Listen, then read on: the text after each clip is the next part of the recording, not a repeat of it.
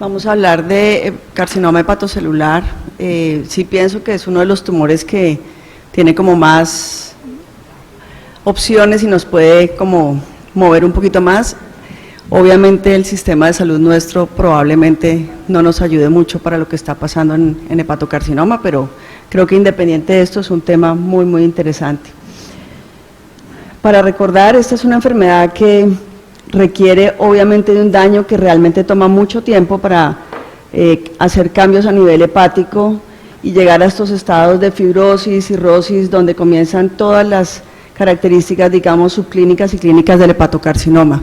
Es muy importante tener en cuenta que es una enfermedad que realmente, probablemente desde la visión del oncólogo clínico la tenemos un poco desprotegida en mi concepto en términos de prevención y la participación nuestra en esta enfermedad para prevenir.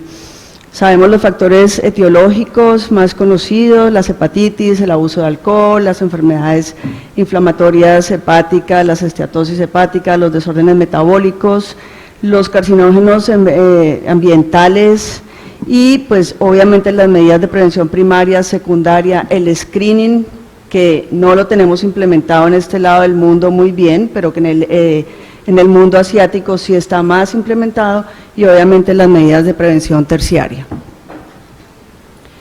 Es un problema realmente en el mundo, es una enfermedad que realmente es problemática desde el punto de vista de incidencia y mortalidad. Está en este punto, después de pulmón, mama, está en el séptimo punto de incidencia, 4.7% de todas las neoplasias mundiales, y su mortalidad es la cuarta causa de mortalidad. Es un tumor que realmente acarrea un problema. Cuando proyectamos el número de casos incidentes del 2018 al 2040 en ambos sexos, en todas las edades, fíjense, es la franja roja, esto casi va a ser el doble de lo que tenemos el día de hoy, al 2018 pues. Este es el estimado al 2040 en estas edades de 0 a 69, e indudablemente los que tienen más de 70 años para esta época van a ser la población que más hepatocarcinoma, por eso vamos a tener un incremento en la incidencia de esta enfermedad. O sea que es realmente un problema de salud pública que probablemente no lo tenemos tan en consideración en el día a día por estar pensando en otras enfermedades. La muerte, la mortalidad del 2040 también va a ser casi el doble de lo que está sucediendo hoy para esa época. Esto está saliendo muy borroso, no sé por qué. Bueno, todos los tumores tienden a disminuir su magnitud, el carcinoma hepático tiende a aumentar. En el Reino Unido es causa, además del coronavirus, de los newspapers, las alertas que están saliendo del incremento del cáncer hepático. Al 2017 se han doblado la incidencia y la mortalidad en este país. En Colombia, reportes que tengamos del año pasado, tenemos esta publicación en un periódico donde dice que el 70% de los pacientes no se eligen para el tratamiento debido al estado de su enfermedad y por ende los desahucian, así sale en la publicación, y los costos directos e indirectos de esta patología son de 1.319 a 1.580 millones de pesos para los 2.279 casos que se diagnostican anualmente aquí en Colombia. O sea que es una patología que realmente también tiene un tema de costos importante. En temas de prevención sabemos todo el manejo que ha hecho el mundo y ha intentado hacer el mundo en el manejo del uso de antivirales para hepatitis B y C, siendo esto una causa obvia e importante de esta enfermedad. Y como lo recomiendan las guías europeas del Grupo Europeo, pues esto de hígado tiene un grado de recomendación alto y tiene un nivel de evidencia que realmente se soporta, y es importante que nosotros comencemos a trabajar en conjunto con hepatología y los grupos quirúrgicos que manejan esta patología para poder implementar muy seguramente programas de prevención e incrementar todo lo que la sociedad de patología aquí está intentando, que es aumentar la parte de cubrimiento de hepatitis. ¿Seguimos? Se trabó.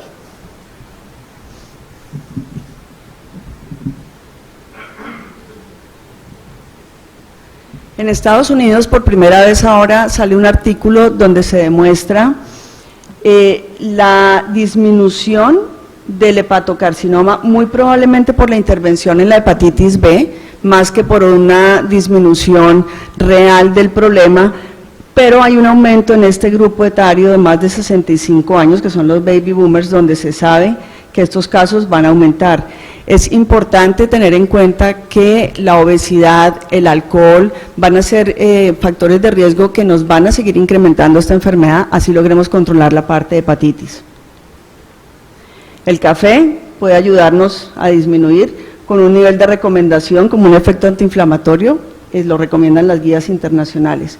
Entonces, desde el punto de vista de prevención, tenemos unos potenciales de quimioprevención que eventualmente el oncólogo clínico debería participar en esta enfermedad y tener en cuenta dentro de los grupos multidisciplinarios para su desarrollo.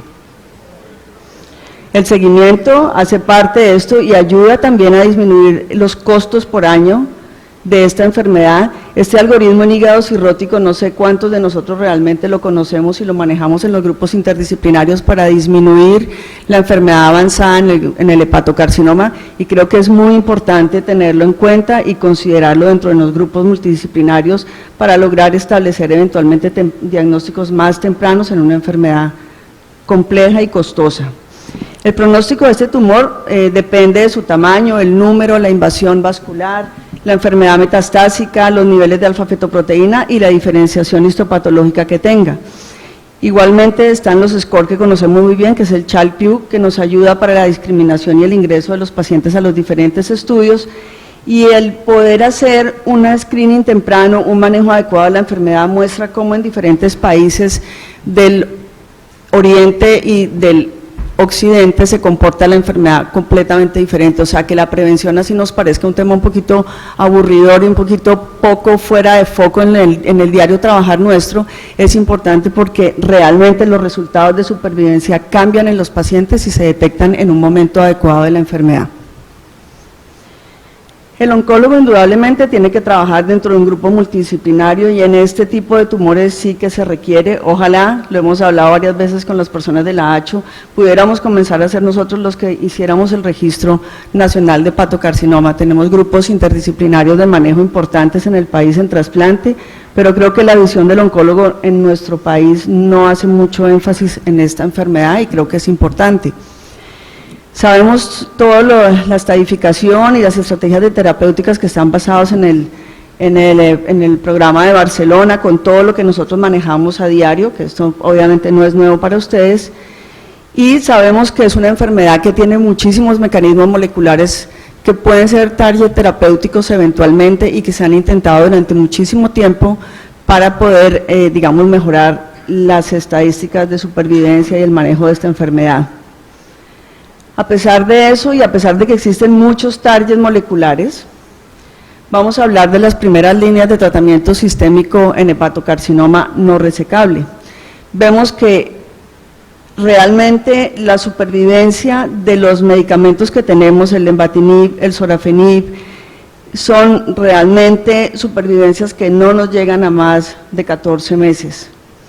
Diferentes estudios, combinaciones que han sido negativos, sorafenib combinaciones, quimioterapias, folfos-4, doxorubicina, placebos y las otras moléculas que vamos a mencionar, pero no hemos logrado realmente tener una supervivencia importante. Es por eso que en esta publicación de este año, del 2020, que me parece muy interesante, vemos cómo va la evolución de lo que son las primeras líneas del sorafenib, el lenvatinib, la segunda línea es con regorafenib, cabozantinib, ramucirumab, que realmente en Colombia lo único que tenemos es el sorafenib y el regorafenib en este momento. Pero ya vemos como para el 2019, y lo que vamos a mencionar, comienza la inmunoterapia a volverse un tratamiento de primera línea, según las publicaciones y las guías internacionales que están comenzando a adoptar este tipo de tratamientos dentro de su posibilidad terapéutica. Entonces, solamente el tratamiento quirúrgico o el trasplante hepático no nos va a lograr curar estos pacientes. La recaída después de una resección, de ablación y de trasplante puede llegar a ser en estos porcentajes de un 70% y un 15% post-trasplante. Luego nosotros vamos a tener pacientes que vamos a tener que tratar sistémicamente y indudablemente En el Congreso Europeo, esta persona que ustedes conocen, que trabaja para una compañía farmacéutica, era la persona que representaba a MSD hablando de adyuvancia en hepatocarcinoma. Es decir, ¿qué están haciendo la industria farmacéutica en tratar de dirimir y de mirar cuáles son las posibilidades? Y lo que mencionaban los expertos en ese momento es entender mejor los mecanismos de acción, que no tenemos un biomarcador, que el paciente curado realmente va a recaer más en el hígado, entonces si se requiere una terapia sistémica o una terapia local como un tratamiento para hacer de adyuvancia, y que obviamente entender mejor el microenvironment de estos pacientes, de estos tumores, va a ayudar a que la medicina translacional y los estudios clínicos colaboren más y se pueda comenzar a pensar eventualmente en algún momento en esto de adyuvancia en hepatocarcinoma. Entonces, ¿qué estudios tenemos para la primera línea? El sorafenib, el estudio SHARP, que lo conocemos todos, sorafenib versus placebo. Esto pues obviamente no lo vamos a repetir mucho, sabemos el beneficio que mostró en supervivencia, en la tasa de progresión radiológica, los efectos secundarios que producen estos medicamentos de los cuales todos pues ya hemos estado expuestos y hemos manejado. El estudio REFLECT, nosotros no tenemos lenvatinib, excepto en este momento en estudios clínicos donde tenemos la parte de manejo con pembrolizumab en algunos estudios clínicos, no lo tenemos disponible acá en Colombia. Realmente es un medicamento que mi experiencia personal es toxicidades de síndrome febril importante al inicio del tratamiento y básicamente eso ha sido como el único efecto secundario que se ha visto en los pacientes. Este estudio REFLECT, que era lenvatinib contra sorafenib, lo que mostró, y desafortunadamente no sé por qué no lo tenemos disponible en el país, a Mike le he escuchado varias veces que es su droga preferida, mostró pues ser no inferior y tuvo desde el punto de vista de la sobrevida libre de progresión versus el sorafenib, digamos, alguna ventaja, y en tema de efectos secundarios muestra, y en tema de medición, perdón, acá de respuesta, es mejor el lenvatinib de alguna manera en beneficio clínico y por lo menos es no inferior. En efectos secundarios es también bastante, digamos, es mejor en perfil que el sorafenib. Me gustaría oír, Mike, que lo ha utilizado de pronto más, que nos comente sobre esto. Entonces el sorafenib mejora la supervivencia sobre el placebo y el lenvatinib es no inferior, no lo tenemos disponible aquí, pero incrementa las tasas de respuesta clínica y retrasa las tasas de progresión contra el sorafenib. Luego, si lo tuviéramos, seguramente sería la droga que uno utilizaría en primera línea. Entonces, pues, ¿hay rol para la inmunoterapia en primera línea o qué otras cosas podemos hacer? Realmente, esto es lo que tenemos hoy en día y esto es lo que tenemos para la segunda línea, que es regorafenib, cabozantinib y ramucirumab. En Colombia solo tenemos el regorafenib, y comienza a entrar la idea de la inmunoterapia dentro de una enfermedad que tiene un mecanismo como todas, en el cual se puede hacer un target desde el punto de vista de inmunoterapia. Entonces, si uno tiene un paciente tratado con sorafenib, ¿qué opciones tiene? Tendría el estudio Celestial con cabozantinib, tendría el estudio Resource con regorafenib, tendría el estudio REACH-2 con ramucirumab y tendría el estudio Checkmate 040, el estudio Keynote 224 y 240 para este tipo de poblaciones que eventualmente podría utilizar, pero que no están aquí aprobados en nuestro país. Realmente la diferencia del regorafenib con el sorafenib es importante, es la molécula que tenemos disponible, es un punto fluorinado el que tiene diferencia con relación al sorafenib. Es un poco más potente que el sorafenib en teoría por el target terapéutico y sus metabolitos eventualmente duran una semana después del washout de suspender el medicamento. Este estudio, que es el regorafenib versus placebo, es el que lo pone digamos, en pacientes en segunda línea que vienen tolerando el sorafenib, así está nuestra indicación acá en Colombia. El endpoint es supervivencia global y este estudio pues cumple su endpoint. Acá tenemos, digamos, los resultados del regorafenib contra el placebo y se muestran, digamos, las tasas de mejoría en la supervivencia global. En tema de toxicidad, el regorafenib digamos que en estos síndromes de mano-pie, diarrea, fatiga, hipertensión y la hipofosfatemia es donde eventualmente tenemos más toxicidad, obviamente comparado con el placebo.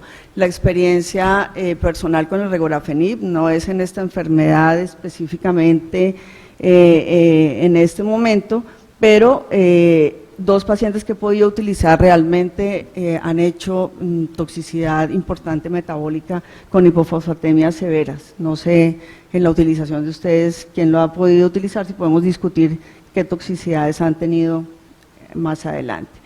Cabozantinib no lo tenemos en el país, pero está este estudio Celestial, que realmente es un estudio que también muestra, digamos, en el tema de supervivencia. Tiene efectos secundarios como todos los medicamentos de esta familia muy similares y es muy importante también en la introducción del RICH2. Yo conozco algún paciente que está tratado por alguien con ramucirumab, especialmente si la alfa-fetoproteína es mayor de 400 nanogramos. Sería tal vez donde indicarían la utilización de este medicamento, alfa-fetoproteínas mayores de 400 nanogramos. Eventualmente sería un paciente que uno podría dentro de sus guías terapéuticas considerar. Dentro del análisis de su grupo mostró mejor eficiencia en este subgrupo, pero pues indudablemente es otra terapia que tenemos a la mano y aquí está, digamos, la supervivencia por la alfa-fetoproteína, mostrando que eventualmente es una consideración que podemos tener.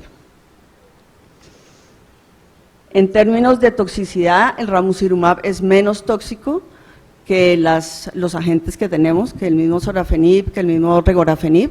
Es una molécula que eventualmente podríamos considerar y las únicas, digamos, situaciones que tendríamos que tener en cuenta es el tema de sangrado, hipertensión y ascitis. Pero en general son pacientes que si tuviéramos la opción de manejarlos con un status performance no tan bueno o muy en el límite con una alfa-fetoproteína mayor de 400, podría ser un paciente si estuviera disponible la molécula para utilizar.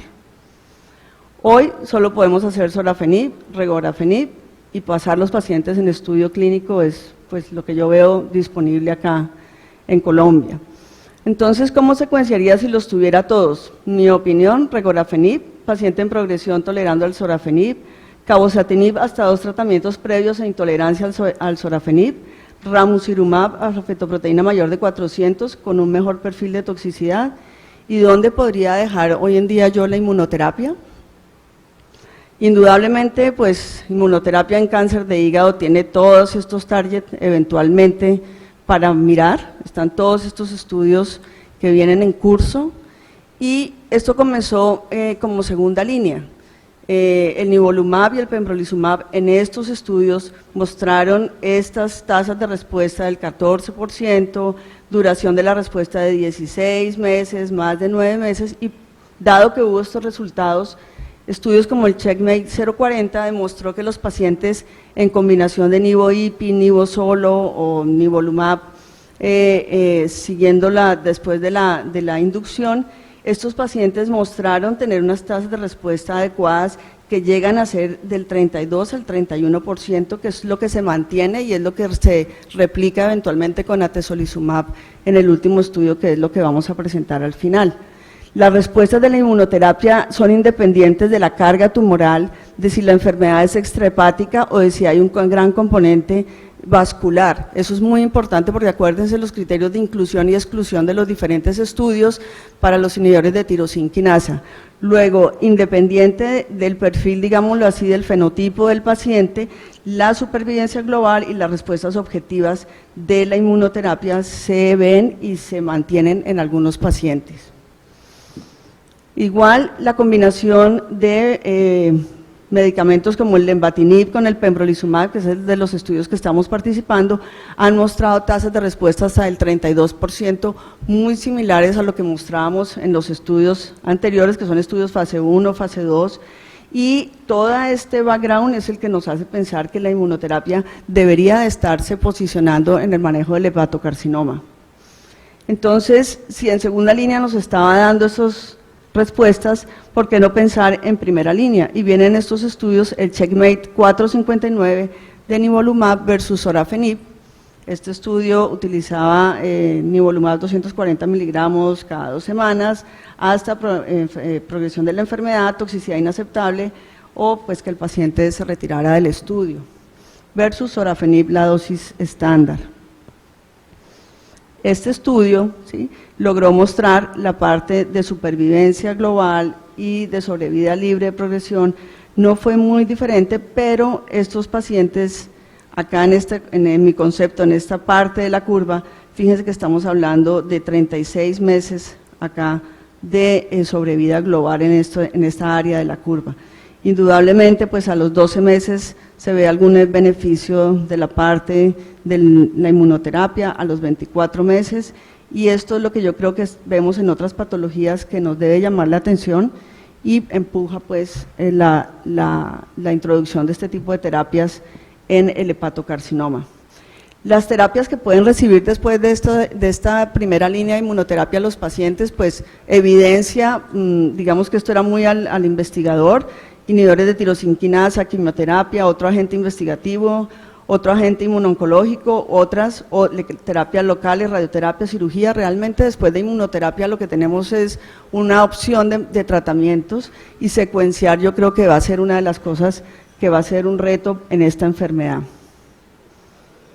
Menos toxicidad obviamente en la inmunoterapia comparado con el tratamiento estándar en general. El efecto del nivolumab versus el sorafenib en calidad de vida beneficiaba en este estudio al nivolumab. Y pues viene este estudio con esos antecedentes, que es el atezolizumab, bevacizumab, que también, digamos, trata de introducir el concepto del antiangiogénico.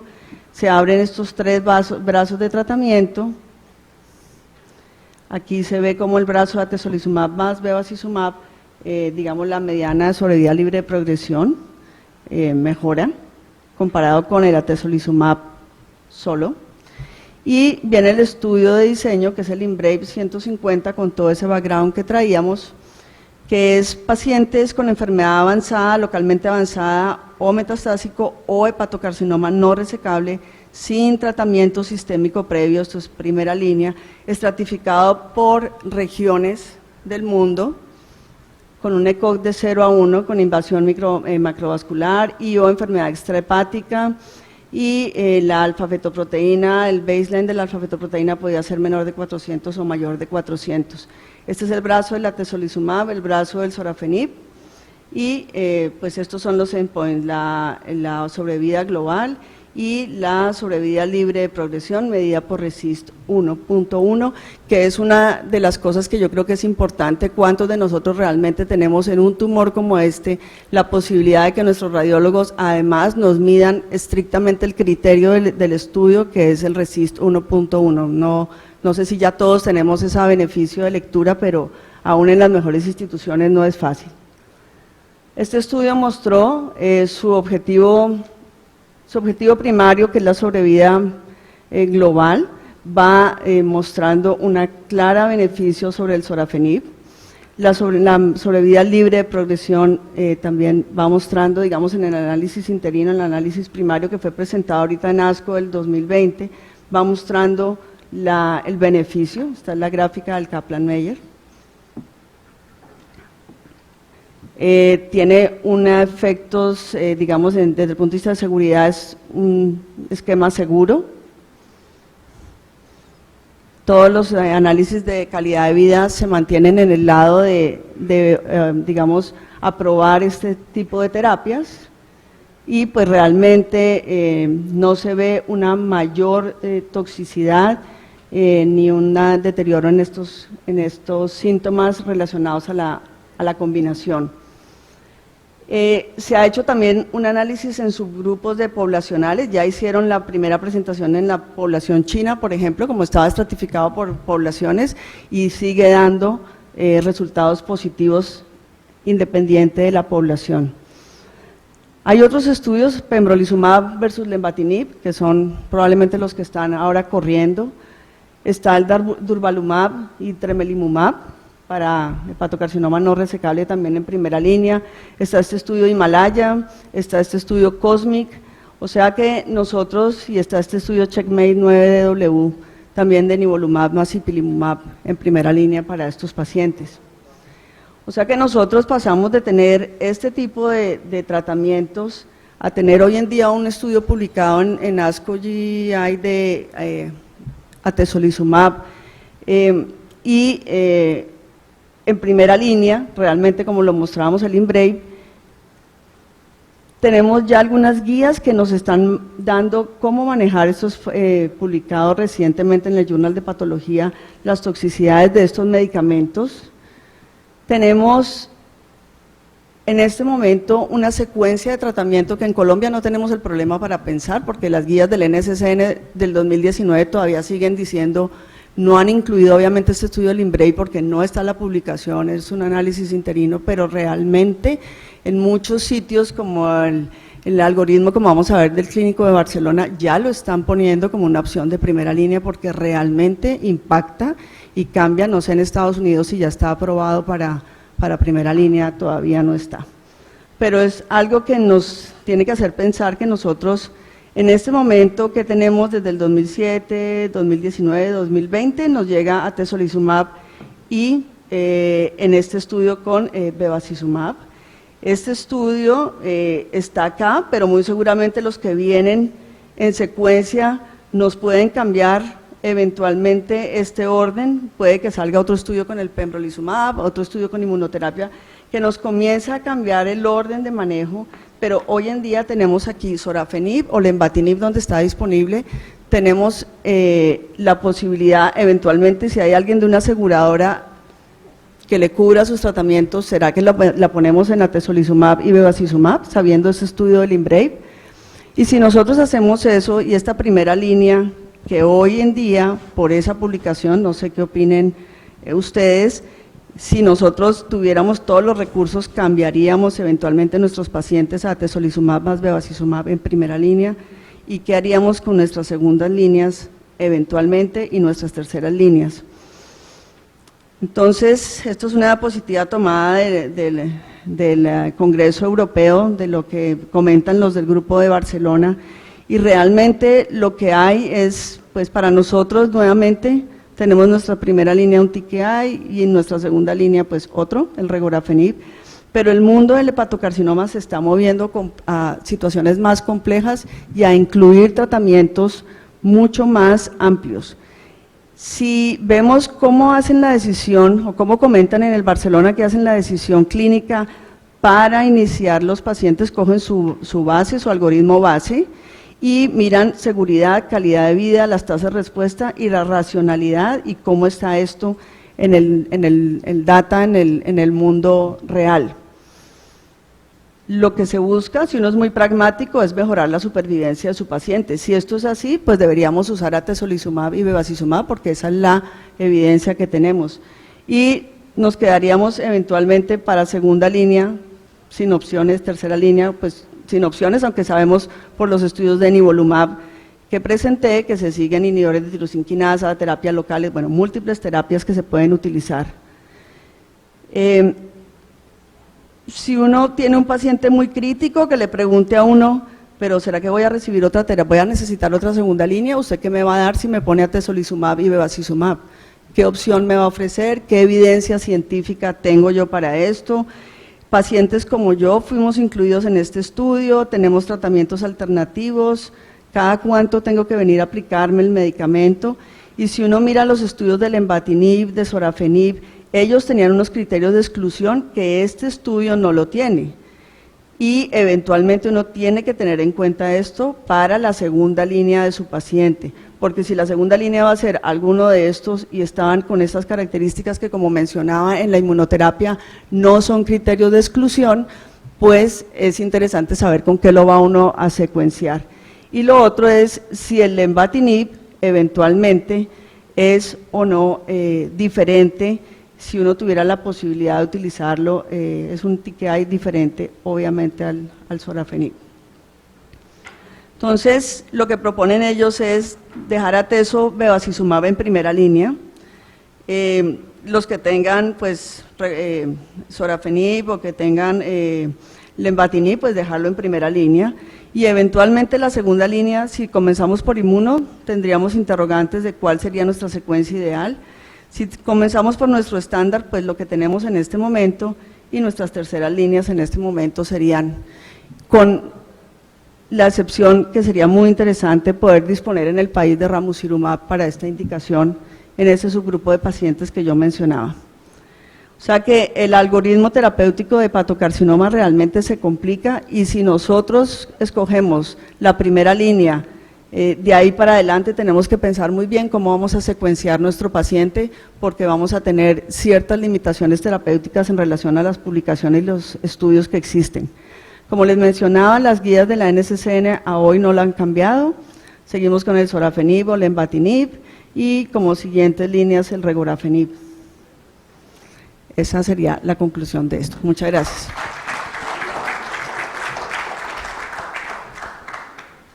Yo tengo una pregunta. Yo creo que es el estudio de Atezo-Beva, es el primer estudio positivo en primera línea de hepatocarcinoma en mucho tiempo, y tal vez sea el primer estudio positivo de Atezo-Beva en mucho tiempo también. Contundente.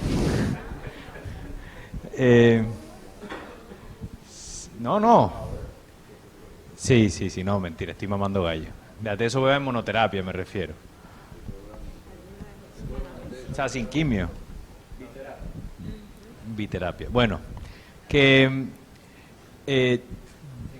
a mí me parecen unos resultados espectaculares, increíbles.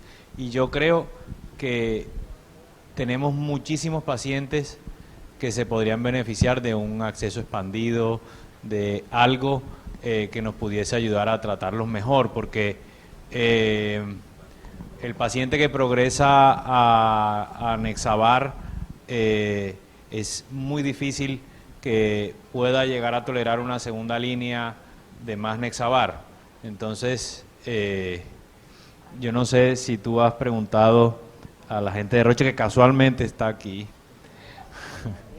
a ver si tienen algo pensado o qué. Que yo sepa, no. Pero lo que yo sí creo, esta enfermedad, pienso que es importante es voltear los ojos a ella y comenzar a mirarla en los grupos interdisciplinarios, y estoy completamente de acuerdo. Es decir, desde el punto de vista de uso del sorafenib y el regorafenib, no sé la experiencia de ustedes, pero la secuencia de tratamiento del que está tolerando el sorafenib al regorafenib no es fácil, y hay unos criterios de exclusión del estudio de regorafenib que usualmente uno no encuentra el paciente ideal para esto. Entonces, pues revisando toda la información que hay, yo sí creo que es importante considerar eso que tú estás mencionando. Mire, es muy triste que los estudios de pembrolizumab y lenvatinib, el reclutamiento de esos pacientes ha sido muy difícil.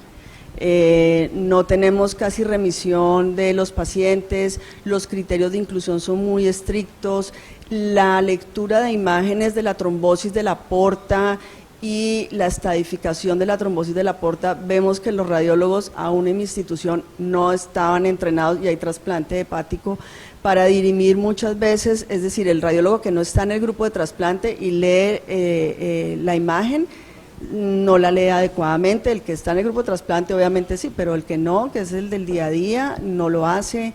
No tenemos la medición de los criterios RECIST juiciosamente en todos los tumores. Entonces yo creo que es una enfermedad que sí es un problema de salud pública, es un tema que yo lo vi, yo dije no, pues hablaré del sorafenib y del regorafenib, pero realmente lo que más me interesó fue la parte de salud pública. Es realmente una enfermedad que yo creo que tenemos minimizada, y es un costo altísimo dentro del sistema de salud, pero pues el acceso expandido sería ideal.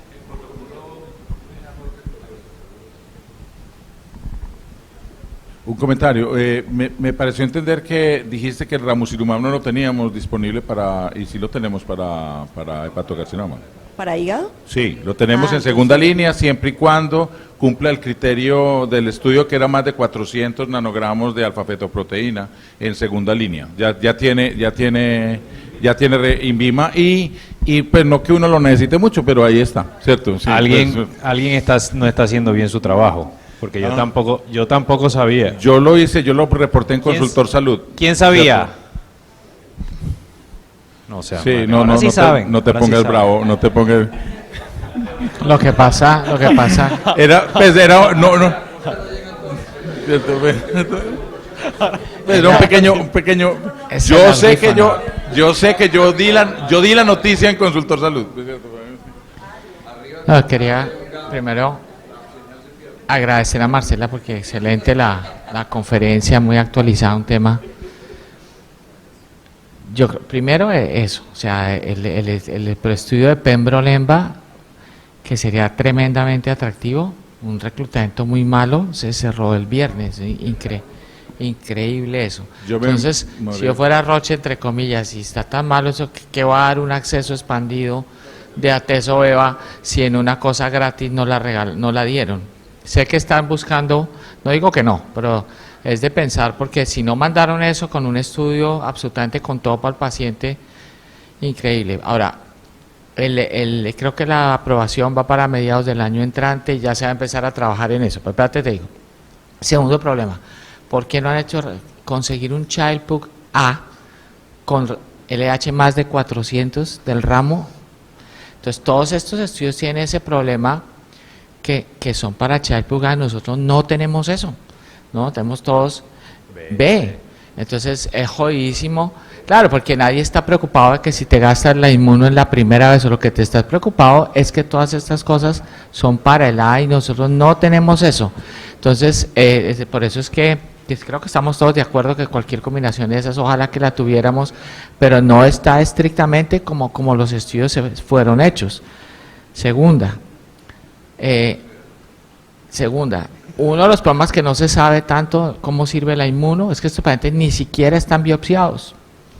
No se sabe cuál es el nivel de PL1 por encima del Ateso Beba, le salió de vainas, pero a estudios de segunda línea no salieron porque ni siquiera se sabe qué biología tienen esos tumores. Entonces es otra... O sea, el problema del reclutamiento de Pembro-Lemba no fue que no mandasen los pacientes, fue que los criterios de inclusión eran muy jodidos, pero pacientes hay. No, pero había un problemita, ¿cierto? Y es que nosotros somos los únicos que no vemos, los oncólogos, pues, somos los únicos que no vemos cáncer hepatocelular. Sí, porque básicamente a uno le envían el cirujano hepatobiliar, le manda al paciente y le dice, lo va a enrolar uno al estudio y recibió unas poquitas pastillas de sorafenib, ¿cierto? Prescritas por el hepatólogo. Cirujano, sí. ¿Cierto? Entonces, nosotros el hepatólogo es el que está manejando carcinoma hepatocelular y lo hacía supremamente bien seguramente, pues cuando lo único que había que dar era sorafenib o nada, ¿cierto? Pero ahora, digamos que ya no es tanto. Entonces, el problema grande es ese, que nosotros, la cantidad de fallas de screening por la famosa BP4, pues la trombosis en la porta, y porque ya había recibido sorafenib, fueron fácilmente 8 o 9 pacientes Sí, que no pudimos reclutar. O sea, lo más alto de la falla de screening fue el Child, porque pedían Child A y la parte de la trombosis de la porta, pues esos radiólogos, como dice Marcela, los reportaban. O sea, nosotros teníamos nuestros propios radiólogos que son contratados solamente para investigación científica y con todo y eso los reportaban como tal. Siguiendo en el orden de Carlos, sexto. No, tercera, esa sí va con pregunta, espere. Entonces, Tercera, el problema... estos, así como nosotros perdimos la oportunidad de oro de publicar que el sorafenib era mejor cuando se venía de hepatitis C que de B, y eso lo supimos y lo publicaban los hindús, pues nosotros por vagos no lo hicimos y supimos antes que los hindús. Ahora resulta que esto de inmuno y esto es diferente si viene de NASH o si viene de hepatitis, eso, o sea, los resultados no son los mismos. Entonces, eso es una pregunta, que hay, ¿qué orientación tiene sabiendo de dónde viene la cirrosis del paciente? ¿Alguna opinión de eso? ¿Qué pensás? ¿Vos qué pensás? ¿Con inmuno o con antiogénicos? pronto, pero con la inmunoterapia no hay ninguna diferencia, y eso es lo que hace atractivo el manejo de estos pacientes con este tipo de tratamientos, porque tienen mucho menos criterios de exclusión para el uso del medicamento. No sé, Mike, ¿qué están haciendo allá? Lo que decías del Childs, la clave es lo que decían del Childs. O sea, yo veo un paciente hoy en día, primera línea, con Childs B7, se va para hospice. No le puedo ofrecer nada. Nivolumab incluyó pacientes con B7 en segunda línea. Entonces hemos empezado a darle a algunos pacientes con B7, nivolumab monoterapia, sin aprobación en primera línea, pero sabiendo que si no de otra manera sería nada. Váyase para Aruba y lleves una botella de whisky. Pero el problema que nosotros tenemos es que realmente ese. Yo veo, de los pacientes que yo veo de hepatocelular, fácilmente 70-30 ya tienen más de un B7. El número de pacientes que son tratables porque llegan con un Child's A son mínimos. Y la verdad es que todos hemos caído, yo creo, en el error de que vemos un paciente que está con una ascitis, no está encefalopático, pero el tipo tiene la albúmina ahí como en el 2.7 y uno dice, ay, no es tan grave, la ascitis es porque tiene la trombosis de la porta y le disparamos cualquier cosa, y cualquier cosa es de sorafenib, lenvatinib o inmunoterapia, y a los 10 días lo llaman uno que el tipo se tostó. coaguló. Pero sí, o sea, de verdad que hay que tener cuidado porque... Sí, exacto, pero es en serio. Y uno habla de esto con los tipos que saben mucho de hepatocelular, con Gazán. O sea, si ustedes llaman de acá mañana a Gazán, a Bualfa, y le dicen, no, mira, tengo un paciente que es hermano de tal persona, que es importantísimo, y el tipo les va a decir, albúmina en cuanto a ascitis, encefalopatía, que ni viaje. Y es así de sencillo, que ni viaje. Sí, bueno, octavo. Por cuestiones previas que hemos tenido en la Junta Nacional de Colsanitas y de Sanitas, nos hemos dado cuenta que en este momento los programas de acceso expandido, porque ahorita hay unas 2 o 3 compañías que están haciendo eso y lo están haciendo muy bien. La de Arturo Pinto, que se llama Gestifarma, está sacando los medicamentos de acceso expandido o de vital no disponible en menos de 2 meses, pero en este momento el INVIMA tomó la decisión de no gestionar acceso expandido si el medicamento está comercialmente disponible en Colombia, así no sea la indicación. Entonces hemos tenido problemas serios en hepatocarcinoma porque como nivolumab y pembro están autorizados comercialmente disponibles en Colombia, pues no los podemos formular. Ahora, el acceso expandido que estás proponiendo también es una cosa buena, pero los 2 medicamentos están comercialmente disponibles en Colombia. O sea, eventualmente, yo no sé qué pueda decir la gente de Roche, pero nosotros hemos tenido problemas serios con las autorizaciones y el mismo Arturo, que nos ayuda mucho con eso, nos dice, ese medicamento está comercialmente disponible y yo no me le mido a eso. Yo la única pregunta que tengo después de esta revisión es, si yo tuviera un hepatocarcinoma y cumpliera los criterios, yo me pondría atezolizumab y bevacizumab. O sea, el problema es si esa evidencia, haciendo un análisis interino, eventualmente da soporte. No sé qué piensan ustedes de realmente iniciar con esa primera línea, porque pues todo lo da.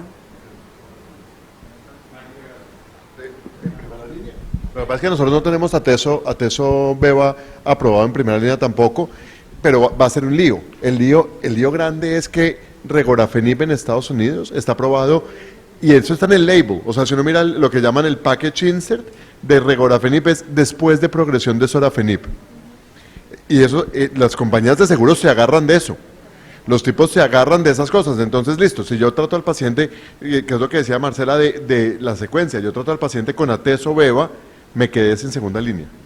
Entonces va a ser un problema. Yo odio sorafenib. A mí me parece que sorafenib, el problema por el cual sorafenib nunca pasó de ser la primera línea es porque el estudio del SHARP tenía una supervivencia malísima para el grupo de placebo y una supervivencia peor para la de sorafenib. Y todos los estudios que diseñaron de ahí en adelante ponían lo que tenía el estudio SHARP como para ganarle, pero el problema era que sorafenib en primera línea tiene una respuesta un poco más alta y una supervivencia un poco más alta que lo que tuvo el estudio SHARP. Entonces ningún estudio estuvo diseñado bien para ganarle, hasta que el lenvatinib dijo, lo vamos a poner contra sorafenib en no inferioridad. Al ser no inferioridad, le pegaron. Pero la realidad es que tiene mejor respuesta y respuesta en hepatocelular sí importa, porque un hepatocelular que se logra resecar va a ser distinto con un hepatocelular que nunca va a ser resecable, a diferencia de gástrico y otras cosas. Pero en primera línea cuando empecemos a utilizar, y lo vamos a empezar, porque lo van a probar dentro de nada, se supone que en un mes están esperando el PDUFA Date y esas cosas, están ya para nada en Atezo Beva para Estados Unidos, vamos a estar bien jodidos para segunda línea, no vamos a hacer qué hacer. Vamos a empezar a dar rego y nos lo van a negar. Nosotros tenemos el Levatinib. Tenemos el Levatinib, sí. Y lo tomamos. ¿Qué? Y depende, porque también nos pasa como ustedes. Primero cae con el hepatólogo y después cuando ya le dieron la pastillita te lo manda. Y eso es lo que vemos habitualmente. Para Cabo también lo tenemos disponible para tercera línea. Y lo podemos utilizar. También. ¿Y qué es peor, Cabo, Rego o Lenvatinib? ¿Qué es peor en toxicidad? Sí. Cabo es el más benigno. Y de hecho, en el estudio renal de Cabo contra Sutes, el Cabo un poquito mejor, el Cabo es un poco más suave. Lenvatinib no es tan bravo solo. Lenvatinib combinado con inmunoterapia es más bravo, da más toxicidad. ¿Y la dosis de Lenva es 2? Eso sí, todo el mundo va a cambiar. La hipertensión Pero la hipertensión arterial es un biomarcador. Tal vez la hipertensión. Hay gente que ha propuesto tratar, hay gente que ha propuesto, así como cuando teníamos el Everest, de tratar a que los pacientes tuvieran rash por los anti-EGFR, hay gente que ha dicho que hay que tratar con lenvatinib a hipertensión, porque es el biomarcador de cuando uno le está realmente pegando. Entonces, y eso sí lo he visto en mis pacientes que tengo en lenvatinib, incluso, o sea, me parece increíble que no tengan acá para tiroides, porque en tiroides no hay mucho más, en tiroides diferenciado, pero en los pacientes que tenemos en lenvatinib, en el momento en el que les da hipertensión, hay que tratarla, hay que hacer de verdad lo que uno pueda, pero les empieza a ir mejor. Fíjate que los estudios clínicos que están abiertos hasta el viernes, muchos de esos pacientes nos tocó suspenderle el Levatinib por recomendación del ajuste de la dosis del protocolo. Esos pacientes llegaron a tener hasta 4 drogas para la hipertensión y no se les bajaba la tensión. Sí. La única manera de bajarle la tensión era suspenderle el Levatinib, porque se bajaba de 12 a 8, de 8 a 6, de 6 a 4 y seguían hipertensos. Pero lo interesante de eso... Yo lo tuve abierto en tiroides que empezaban a 24. Sí. Y, o sea, no pasa nada. Eso debe ser porque están allá en Bogotá. No, pero lo otro que es interesante con muchos de estos, las toxicidades de estos inhibidores de tirosina a veces uno suspende y al reiniciar la toxicidad no se restablece. Nosotros, por ejemplo, con los inhibidores FGF es lo contrario de con el regorafenib, dan unas hiperfosfatemias que me ha tocado volver a ser internista, para hacer manejar fósforos de 9,5. O sea, estamos hablando serias, hiperfosfatemias de verdad fuertísimas. Suspendemos la droga, damos todas las medicinas, los binders renales, todas esas cosas, y después de un tiempo no vuelve a arrancar, que el estudio está diseñado para permitir volver a arrancar, no se volvió a establecer la toxicidad. Y eso está pasando también con la hipertensión. Tú suspendes, vuelves a arrancar y no se vuelve a establecer. ¿Y quién hace el fósforo alto? Del FGFR. ¿Qué hace el fósforo alto? Los pone en falla renal. No. Hace una cosa de RNT también, ¿no? El corazón, hace una... ¿De QTC o qué? De QTC, o sea, se supone que podría tener cosas, pero es más problema renal. Sí. Toca, no sé, los pacientes, toca hacerle de electro semanal. La otra cosa, Mike, es la parte de radiología de progresión, lo que tú estás diciendo. Uno, toxicidad es que se suspende muy rápido, y lo otro es que lo que proponen, por lo menos en esa revisión del Clínico de Barcelona, es que pequeñas progresiones no se suspenda el medicamento rápidamente, sino que se sostenga, porque puede haber respuestas tardías tanto con inhibidores de tirosina quinasa como con inmunoterapia. Entonces, lo que recomiendan es que uno no modifique rápidamente el manejo terapéutico. Pues no dice cómo, pero eso es lo que recomiendan. Yo creo que yo con lenvatinib el único problema que he tenido de toxicidad importante fue un priapismo sostenido del paciente. Y eso trajo una felicidad familiar. Trajo... Eso sí. y la familia, pero déjenme acabar. Y les voy a decir, la estabilidad del matrimonio mejoró y es una toxicidad que si es grado 3, 4 es indicación de suspensión del lenvatinib dentro del estudio. El efecto ha ido disminuyendo en el tiempo, de lo mismo. Señoras y señores, muchísimas gracias por haber estado hasta esta hora. Muchísimas gracias por haber aceptado la invitación. Gracias a cada uno de los conferenciantes que tuvieron la dedicación en presentarnos estas actualizaciones. Gracias a cada uno de los amigos aquí presentes que nos apoyaron incondicionalmente. Gracias a toda la industria farmacéutica que creyó en que este es un evento que vale la pena apoyar. Gracias a GIS, la empresa de logística que lo ha hecho maravillosamente. Espero que podamos seguir en este evento que realmente nos está estimulando para seguir aprendiendo. Muchas gracias otra vez.